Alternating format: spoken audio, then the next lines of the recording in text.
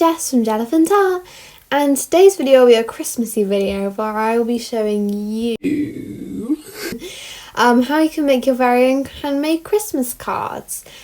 So yeah, I'll be showing you like different designs, like painting and drawing them and things like that. So yeah, let's get on to the video. So step number one for, well, all these cards really, is to select your cards. Now as you can see, I've got quite a few here. So yeah, I've got lots of different brands and sizes, so let's go through them one by one. So the first one's by this brand Card Making. I think they're like A5 or something. And these come in colours which I like. And yeah, these are good ones to kind of give to like friends and stuff, and I think the paper of these is like better than some of the other ones. Here I've just got some envelopes. And more envelopes. Here is the like kind of smaller size. I will leave links to all these cards in the description, by the way. But yeah, there's a little fold line in the middle where you fold it, obviously. And then we got these square ones, which it's always good to have some square ones.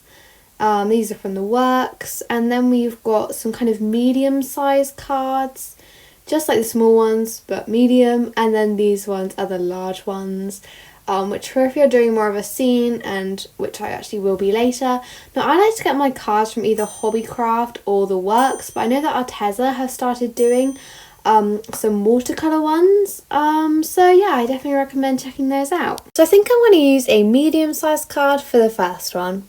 So for card number one, we will be doing some modern calligraphy on it, or just some kind of nice Christmas writing. So you'll be needing some brush pens, obviously, for the modern calligraphy, a card, and some blank white stickers, which I will talk a bit about later. So I've got some Tombow brush pens, which are really nice quality. But if you just want some cheap ones, I got these ones by WH Smith, and those work just fine. So now I'm going to kind of show you how you can do your very own Merry Christmas modern calligraphy. So you're just going to get your brush pen, and well, the rules of modern calligraphy, if you don't know, is that it's light pressure for upstrokes and hard pressure for downstrokes. So basically thin for up and thick strokes for down. So yeah, this is just kind of how you do it. There's not really much like explaining I can do for this. It's more just looking. Definitely practice if you've not done this before, as modern calligraphy does take a while to learn. And I've been doing it like once a week for like 8 months or something, and I'm still not like amazing at it. Oh yeah, here are some other fonts that I've kind of made up that you can experiment with, and you can obviously make your own fonts as well. So here we go, doing the actual thing.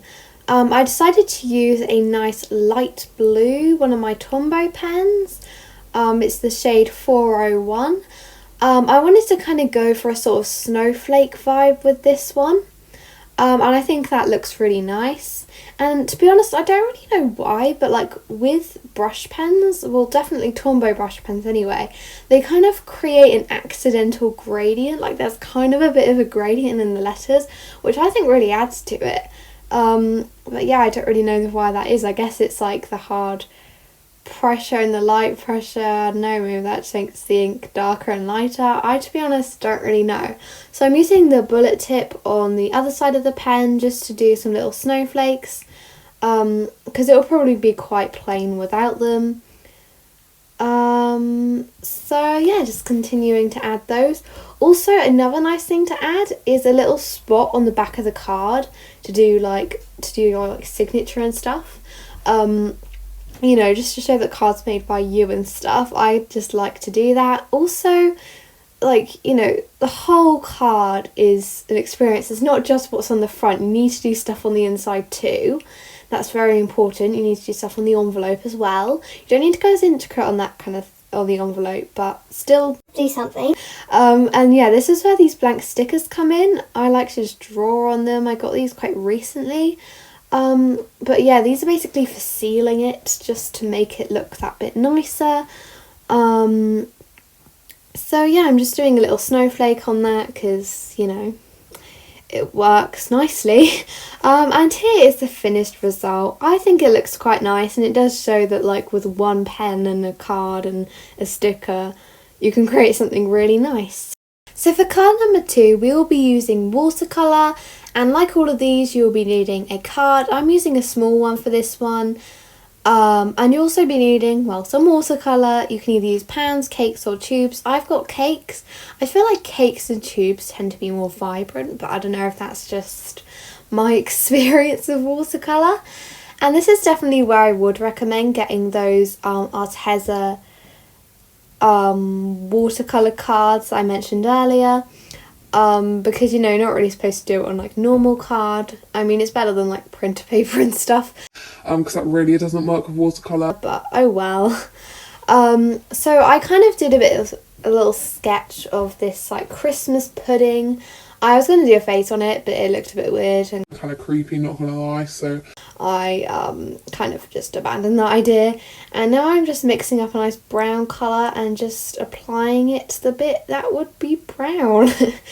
And this is one of those kind of designs where I'm kind of using the sort of watercolour effect, like, I don't know, I feel like quite a lot of people do like sort of really like realistic stuff with watercolour, but I really like the just kind of, I don't know, just the like plain watercolour effect.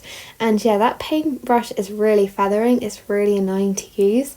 So yeah, now I'm just doing a little bit of holly on the top. Is that holly? I think it is. And I'm using a water brush for this. If you don't know what a water brush is, it's basically a paintbrush that you tend to use for watercolour, and it has like a water chamber inside, so when you need more colour and, well, more water, you just squeeze it, and yeah, it just saves you having to keep on like dipping into the palette and stuff. It's definitely much easier, and I did kind of go for a bit of a modern calligraphy kind of thing with this. I don't know, I just thought it looked a little bit plain without it. But yeah, now I'm just doing the envelope, and to be honest, for this sticker I wasn't really sure what to do, so I just kind of did this kind of almost candy cane sort of stripes. And yeah, here is the finished result. I think it looks quite nice. You could kind of experiment with lots of different things, you know, it look cute, like a little like gingerbread man. Also, I've got a new Instagram account, which is Jellephant Art YT, where I'll post all my art stuff. And I've also got another account, Bunny Blocks, where I'll post like baking and things like that. Also, I just realised it's got exactly 200 posts. So for card number 3, we'll be using acrylics, and we'll be creating a kind of winter / Christmassy scene. So I'll be using a large card for this one, as we're going to need to have quite a lot of space for my design. So you'll be needing a card. No surprise there. And also some acrylic paint. I've got some by Crawford and Black, which is the Works like art supply range. I've also got some Liquitex Heavy Body acrylics. Got some Arteza. By the way, I've got a new set of acrylics for Arteza, which I've actually just used like yesterday for the first time. They're really good, by the way. And yeah, but I didn't, by the time when I was filming this video, I didn't actually have them then. So yeah, I've also got some Sennelier Abstract acrylic, some Deco Art Metallic, this Hobbycraft Home acrylic paint, which I use for this advent calendar. Why does that colour look so grey? Anyway, also got these metallic ones from a craft kit. Honestly, there are loads of different types. I didn't really realise how many we actually had. Another one by Hobbycraft, but this is like a neon acrylic, and I think that's all the different brands.